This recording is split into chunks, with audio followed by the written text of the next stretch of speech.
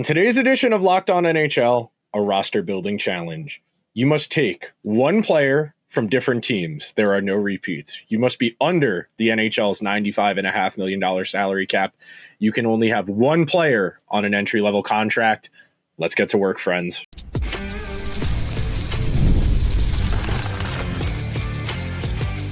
You're Locked On NHL, your daily podcast on the National Hockey League. Part of the Locked On Podcast Network, your team every day. Hello, everyone, and welcome to this Thursday edition of Locked On NHL. I am Nick Zararis, the host of Locked On Oilers. That's my good friend and one of the co-hosts of Locked On Penguins. And we want to thank everyone that is making Locked On NHL their first listen of the day. Locked On NHL is a part of the Locked On Podcast Network, where we've got your team covered every day. Today's episode is brought to you by our friends over at FanDuel, where right now new FanDuel customers can get $150 in bonus bets if your first $5 bet wins. So, Hunter, my friend, I gave you this idea this morning, and you're still working out the math. There's a lot of ink on your hands. You're learning how Google Sheets works to do basic four-function math. There's a lot to get to. We're going to go back and forth. So the way we're going to do this, I will give my team the first segment. Hunter will give his in the second. And then in our final segment, we're going to go back and forth, talk about the methodologies, how we bore this out. But the biggest thing, and the reason I like doing exercises like this, it tells you a lot about what a person values, what they prioritize, because the biggest gap in today's NHL, in my opinion, is the way teams construct their roster and how efficient they choose to spend their money. What do you spend money on, and how does that translate to winning? You know, you can spend all the money in the world on defense and on goaltending, but it's a lot harder to win with defense and goaltending. So, you know, the old adage, goal scorers are get paid, goals are what pay the bills. That's the case here, you know, and Hunter and I have approached our rosters in different ways. I think you're going to learn a lot about what I think about hockey. So without further ado, I'm going to get into mine. I will give pauses and opportunities for Hunter to interject as fit. But we're starting out, the most important thing we know about today's NHL: you need superstars. You need genuine, bona fide, elite hockey players. And they are the great market inefficiency in today's NHL because the salary cap is a lot lower than where it should be. A lot of these star players are paid a lot less than they are worth on the open market. Hunter has built his team around 2 stars. I have 2. I have opted for slightly cheaper ones, guys. One of them is in the last year of his existing contract. The other one is probably on the best contract in all of hockey. The 2 superstars we are building Team Zararis around are Jack Hughes and Kirill Kaprizov as our first-line center and first-line left wing. And to round out our first line, we are rolling with Seth Jarvis on the right as our motor two-way force. I think Hughes has Hart Trophy caliber play in him. I think Kaprizov does as well. I wish you the best of luck trying to get the puck from Kaprizov and Jack Hughes. I do run into power play issues there because both of them are very puck dominant, and they're both kind of the fulcrums through which their respective teams' power plays run. But I'm sure we'll figure that out. But that was my goal here, was get at least 2 superstar forwards and figure out the rest as we went from there. That's very good. I like that one quite a bit. As you'll see with my lineup, I have 2 stars as well. And then I kind of filled mine, at least my bottom 6 out with some cheaper depth, but I still do have some good stars in my top 6. And then defensively, let's just say I really like my defense, Nick. And then your defense is better than mine. I'll give you that right now. And it definitely is. We both have good goalies. I was able to fit one in. Barely. I mean, my team's around 90 million, give or take. And we have 95.5 to play with. You know, I'm right up there. I'm at 93.9 for my ceiling. So you can move some wingers around that have experience at both left and right wing. So that's also a really good part of this exercise. Like, you're not really limited to just like players that exclusively play on the right side. You can put players there that have experience there. They've also played on the left side. So you can kind of interchange with that. But your first line especially is very solid. And from there, we go to one of my favorite players, someone I think is very underrated. That's Adrian Kempe, 35 goal potential on the LA Kings. Playing him with Dylan Larkin and Jason Robertson, as you can tell, I am a very big proponent of the big power winger, Jason Robertson, someone I think is a prime bounce back candidate. He didn't even have a bad year last year for Dallas, but I know there's this weird perception about him not maybe being the best of playoff performers because he didn't have a great postseason this year, you know, coming off a serious injury. I think people forget that he got injured right at the end of the regular season and wasn't in the first couple games of that Colorado series and definitely wasn't close to 100%. But you build your team around stars, and having Larkin, who I think frankly, and we've talked about this a lot since, Larkin really impressed me at the Four Nations. Like, Dylan Larkin really looked the part amongst all those high-end players, and this is a guy who hasn't been in the playoffs in 10 years. You know, he was in the playoffs as a rookie in 2015, and that's it. You know, the only high-level hockey he's had since then was at the Four Nations, and I really like the wrinkles I add there. A lot of foot speed between Kempe and Larkin as well, which I do think is important. Hughes, Kaprizov, Jarvis, all strong skaters. And moving along, and I'll let you jump in here in a sec. This is where you start to run into money issues, because your third and fourth lines, you need to get something out of them. And I've opted for offense. You know, I have Cole Perfetti on the left of my third line. Upside, projection, I think on a team like this in a very specialized role, he can give you a lot. Dylan Strome is overqualified to be a third line center in the NHL today. He's shown the ability to be pretty good top six forward. And I think in this type of role, you get a lot out of him. And then to close out the top nine, Adam Gaudette on the right set a career high in goals last year with 19, somebody a little more on the cost side. I ultimately came down to deciding between if I wanted a worse fourth liner than I have, and putting Matthias McKelly in that spot where I have Adam Gaudette. That's about $1.4 million there difference. But ultimately, I ran into lineup issues of picking players from the same team. So ultimately, that's how I rounded out my top nine. But we're skewed towards offense on my team. That's really the goal here. I'm the same with mine. Like, sir, I definitely have some defensive players down in my bottom six. I'll just say, for example, Nick and I have some small overlap. We both have Justin Brazeau on our team, someone that is good in his own zone, can punish some checks, can get some offense, but you still have to make room for at least some players that are good in their own zone forwards wise. But for the bulk of my team as well, especially in my top nine, I really lean towards offense because, in my opinion, if you don't have four lines that can score, you're not going to do anything. Oh, yeah, absolutely. I think it's really important that you have even cursory offensive contributions from those bottom guys. And then real quick, you mentioned it. I have Justin Brazeau on my fourth line. I have Michael Carson in the middle, and then Mitchell Chafee, who I did not know who he was until I started doing this exercise. And I saw he's got pretty good underlying numbers. And then real quick, my defense is where, again, we're really skewing towards offense. My one entry-level contract on this team is Lane Hudson. I have him playing with Adam Fox on the first pair. Again, overqualified. I have Gus Forsling as my third defenseman on that second pair, playing with Dante Fabro, who signed the nice deal to stay in Columbus, to go to Columbus. And then my third pair, Brett Kulak, Brent Burns. Burns coming in at a cool $1 million in a really specialized role. Brett Kulak, who showed the ability to frankly play first pair minutes for the Oilers this year, in particular in the first two rounds of the postseason. And then in net, I have Thatcher Demko and Anthony Stolars. I did spend a little more for a better backup goalie in Stolars because I am conscious of Demko's injury issues, even though I think when Demko's healthy, he's been pretty consistently a top 10 goalie. I did consider Darcy Kemper. I did consider Joey Decord for goalie, but I opted for Demko in the ceiling. We've seen Demko flash Vezina caliber goaltending at points over the years, and I think on a good team where he's not going to be as strung out as he is in Vancouver, the opportunities for him to really make a positive impact. I think I've assembled a really solid team. It's definitely not the most well-rounded. It definitely skews towards offense. I know there'll be people in the comments who will say you can't play Adam Fox and Lane Hudson together. They're both too small. They're both too soft. I would rather just have the puck the entire game. That's my goal here. Yep. And assembling the team the way I have. Yes, we're probably not going to be the best defensively, but that's what we have Forsling and Dante Fabro for. We'll have a really solid second pair, and I feel pretty good about that. Coming up next, Hunter's going to tell you why I might have overcomplicated this and didn't take superstars like he did. Coming up next on today's edition of Locked On NHL. Summer sports are in full swing, and whether you're all about baseball under the lights, golf on the green, the WNBA, or high-stakes soccer, FanDuel is the best way to make every game even more exciting. You're already following the action. Why not spice things up and make it a little more thrilling? With FanDuel, you can get in on the game while your friends are getting sunburnt at the beach. FanDuel makes it so easy to stay in the action before the game starts or after with live betting. It's easy to use, fast to pay out, and makes even the most mundane of regular season games feel like a must-watch event.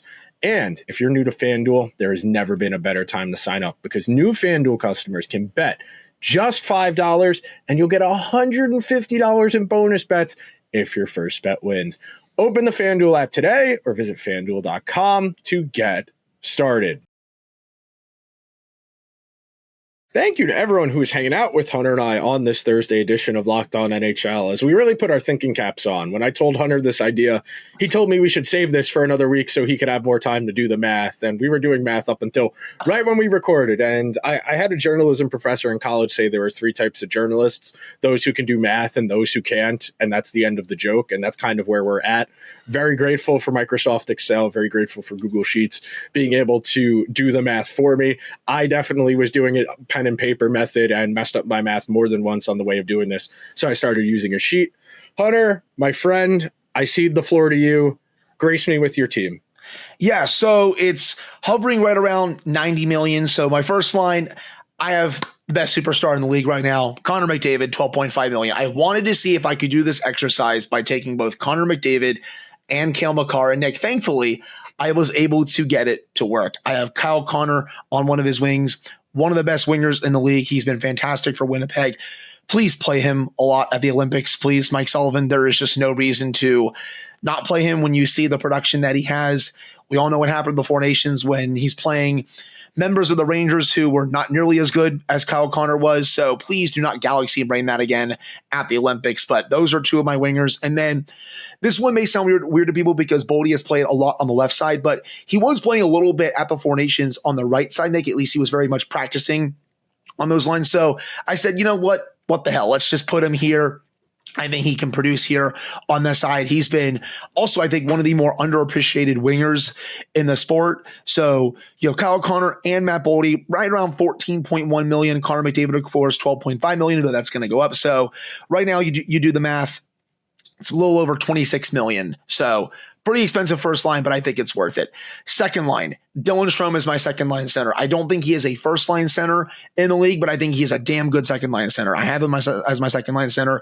Drake Batherson, he's been really good for Ottawa these last several years. So I really like that one. And then also Dylan Holloway, coming off a 26-goal, 63-point season in 77 games. I love having him as a second line winger. And by the way, Nick, he is pretty cheap. So yeah. I really like that second line. My third line, I have Nick Paul centering that line.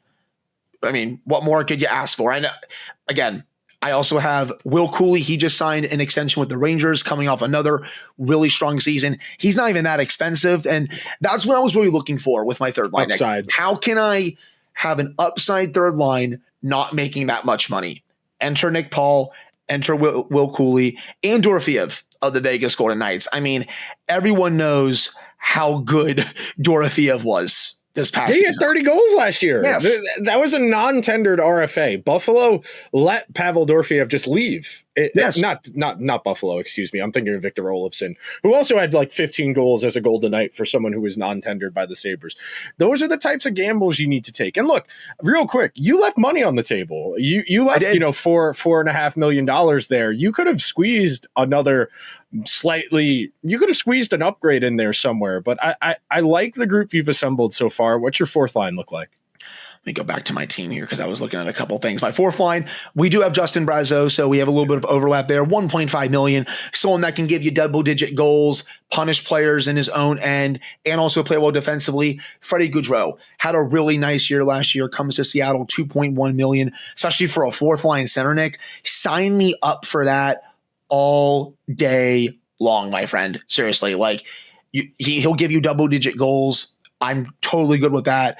And then I have Nick Robertson, 1.825 million. He's given the Leafs double-digit goals these last couple of seasons. I think if he gives you 12 to 15 on a fourth-line role for that cheap, that's what I'm looking for. So my fourth line, I'm really just looking for value plays. And these three players, they can score, they can defend, and especially for Brazeau, he can punish you. Defensively, I have Gustav Forsling, who I think is criminally underpaid, by the way. Yeah. Defensive defenseman, man. It's hard to get paid. That's the thing. That's why I said before, goal scoring's what get you paid. You're a kid growing up right now. You don't want to play defense like Gus Forsling. You want to play defense like Quinn Hughes and Cale Makar. You want $15-16 million a year. Like, it's crazy. Quinn Hughes is going to make 3 times as much money as Gus Forsling on his next deal. And they're both elite of the elite. Crazy. Yeah. $5.75 million for Gustav Forsling, who is one of the best in the league. I have him next to Cale Makar at $9 million. Disgusting first pairing. After that, this one was so fun, Nick. Thomas Harley at $4 million, another highway robbery on the second pairing next to Brett Pesce, $5.5 million. I really like the makings of this pairing. Harley, he'll give you the offense. He's also good defensively. And Pesce, he's really good at suppressing shots in his own end. So I really like the makings of that pair. And then for my ELC, we also overlap Lane Hutson there, $950K next to Kesselring. That trade with Buffalo with Peterka, I think they could have maybe gotten a little bit more, but I like Kesselring as a player, especially on a third pair role. I think he has the potential to be a second pair guy. Not sure about a first pair guy in the league right now, in my opinion, but if he's on your third pair at $1.4 million, that is a flat out steal. And then goaltenders wise, I have UC Saros from the National Predators at $7.74 million. One of the best goaltenders in the world. And then backing him up, I have Alex Nedeljkovic, $2.5 million. Perfectly fine backup. And Nick, that comes up to right around 89 to 90 million for a team. So yeah, I really like the makings of this one, man. So the interesting thing here is you opted to go right to the top, and we'll do more of the back and forth in the final segment, so I don't want to get too far ahead of myself, but you opted to go for the two biggest fish, the Cale Makar and Connor McDavid deals. And both of those guys are approaching the end of the deals they're currently on. Both of these guys are going to be due for pretty significant raises in the next year or 2 years. And I was reading an article yesterday, I forget in what publication it was in, but one of the it might have been Sportico or something along those lines. They wrote an article arguing that someone like Connor McDavid's raw production, like if you were actually uncapped, if this were baseball, would be worth something in the ballpark of like $45 million a season in relation to what other guys give you. And of course, that's half of the salary cap for next year. Rough math, 95.5, 45, about almost half of what the salary cap is going to be next year. And the real challenge, and we're watching this play out in real time, Hunter, that the Oilers are going to be paying three guys, McDavid, assuming that extension gets done, Draisaitl and Bouchard. The three of those guys combined are going to be almost $40 million. You see what the Leafs were able to do, paying Nylander, Tavares, Marner, and Matthews all simultaneously. We're going to watch Colorado try and build a team around just Makar and McKinnon at almost $30 million between those two guys. You're watching the Rangers try very valiantly to build a team around 3-4 guys making $30-40 million. I don't know what the tipping point is, but then you look at Florida. Florida's got the best deals in hockey. That was arguably the hardest part of this exercise for me, was picking which value contract I wanted from Florida. Did I want Barkov? Did I want Tkachuk? But the first draft of this I picked Matthew Tkachuk, but I said, you know what? I think I would rather have Forsling, because Forsling at 5 3/4 is insane. If Forsling were making 9-10 million at what the production he gives you, it'd be a little bit more of a question. But for the defense you get from him, incredible. Just one of the most underpaid players in the sport.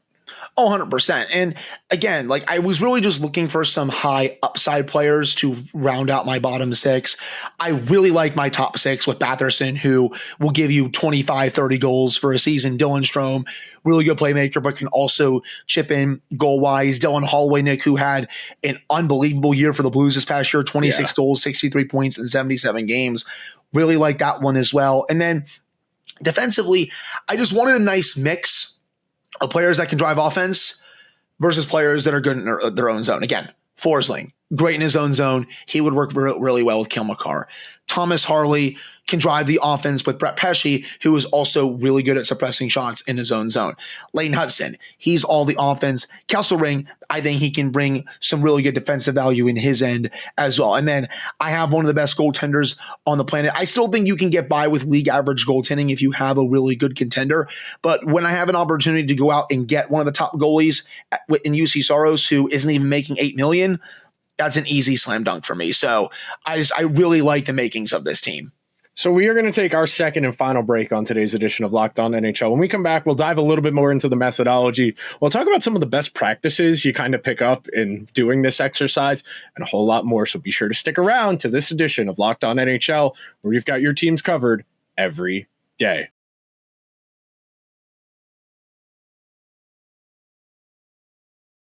Thank you to everyone who is hanging out with Hunter and I on this Thursday edition of Locked On NHL as we walk through a really constructive exercise. And by all means, I don't expect the average hockey fan to do this level of math. Hell, it took me and Hunter quite a while to do the math, to do this exercise, let alone people whose job this isn't. So when you think about it in that context, the biggest thing for me was looking for, like you said, I was looking for upside. That's why I went for Jason Robertson. That's frankly why I went for Dylan Larkin. I like to think, and I would say the same thing about your team. I would love to see what somebody like Dylan Larkin could do playing with a Jason Robertson, playing with a Kirill Kaprizov.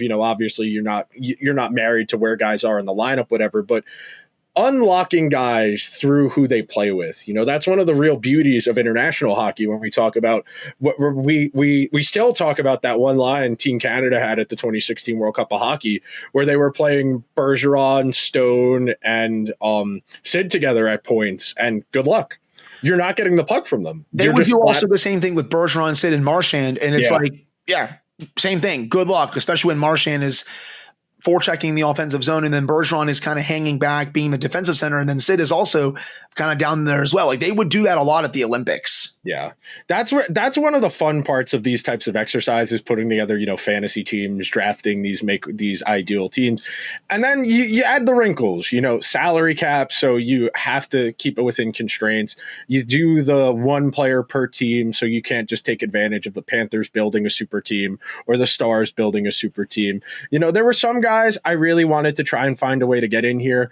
I wanted to do a McDavid team, but I figured, let me try and be a little creative. Let me try and do something a little more challenging. Because look, Connor, and look, I was going to say this before and it just jogged my memory. Imagine a 40-goal guy like Kyle Connor playing with McDavid. I mean, 60 goals isn't off the table if you were to really play Kyle Connor with McDavid full time. I mean, Zach Hyman at 54 2 years ago. And look, I love Zach Hyman. He's one of my favorite players. His career average in goals is 28, 29.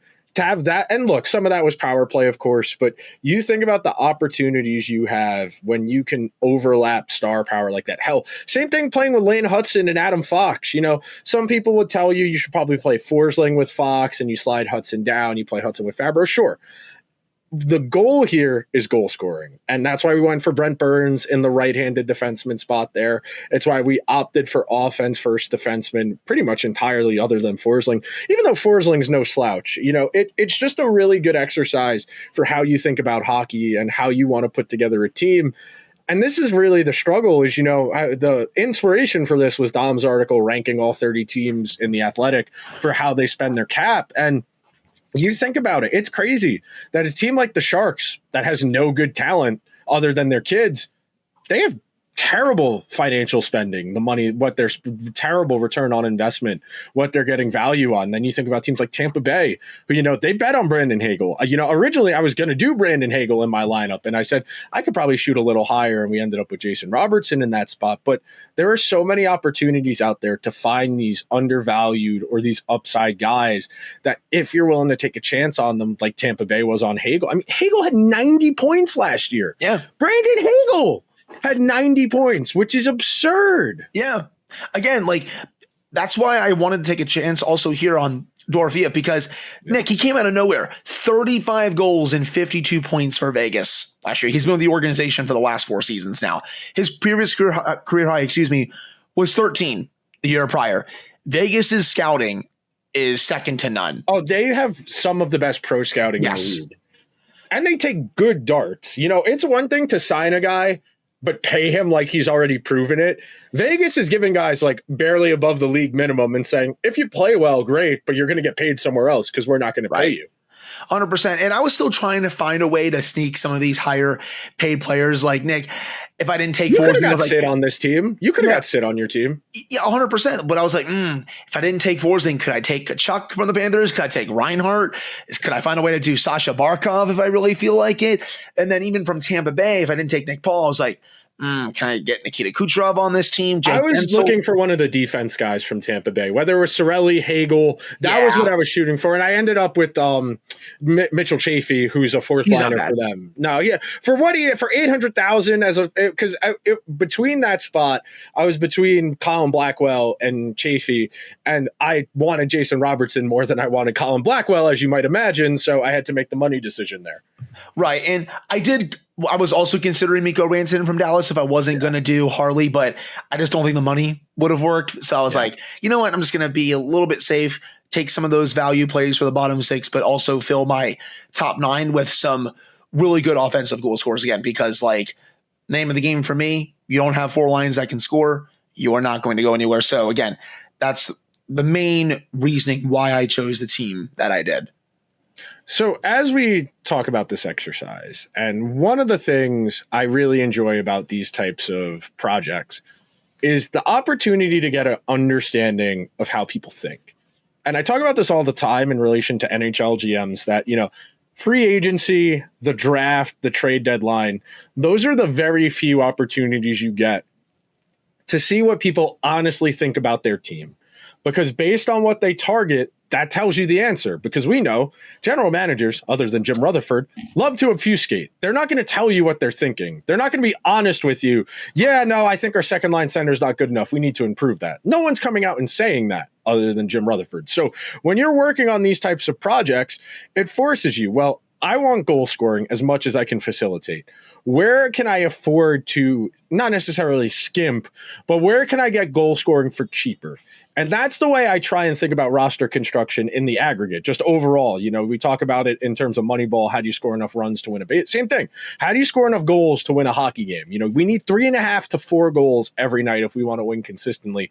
What's the fastest? What's the easiest way to get there?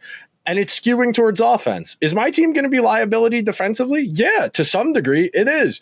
But you have a better chance of outscoring your problems with individual flash plays. You'll have a lot of puck possession because we've focused on mobile puck-moving defensemen throughout our lineup. We have a really high-end goalie in Thatcher Demko, who, when he's healthy, is pretty good. Frankly, I probably should have went for Saros over Demko because I could have made that money work. But coming off of last year, I was definitely a little spooked by Saros.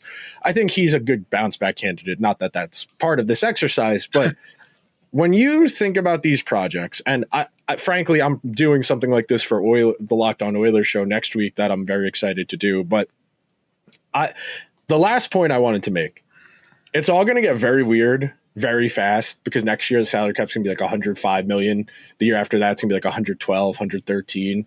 And then the money's going to start to catch up, and people are going to be looking around and saying, why is Ivan Provorov making $9.25 million a year? And then some of these deals, Jack Hughes at $8 million 2 years from now is going to be the best contract in hockey. That's a Hart Trophy candidate guy for less than 10% of the salary cap, which is the dream. Your favorite team, you want to pay as little as possible for as much talent as possible. And it's really hard to do that.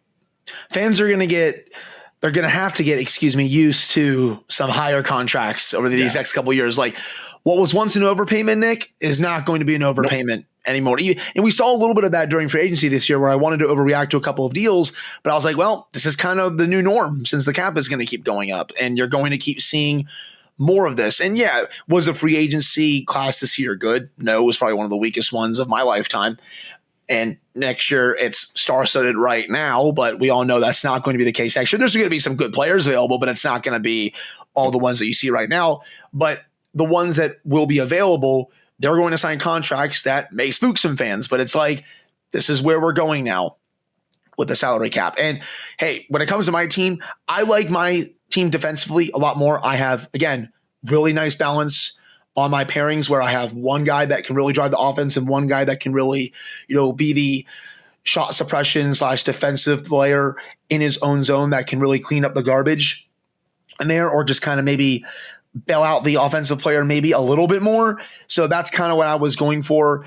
And again, for the forwards, I just have a really nice mix. I wanted to bring in some higher paid players, but again, I like the value that I have. And yeah, I think Saros, especially, this could be a year where he plays a lot better. Like last year was not nearly as Nashville's in rough shape money wise, by the way, real quick. You mean you look at Shea, Stamkos, Marchessault. I mean, Marchessault was begging to get out of there by the midway point of last year, and he's got a long way to go on that contract.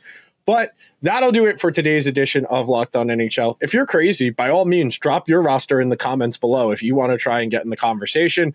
Hunter and I will talk to you guys next week. Be sure to subscribe to Locked On NHL wherever you get your podcasts or over on YouTube. We will talk to you guys real soon.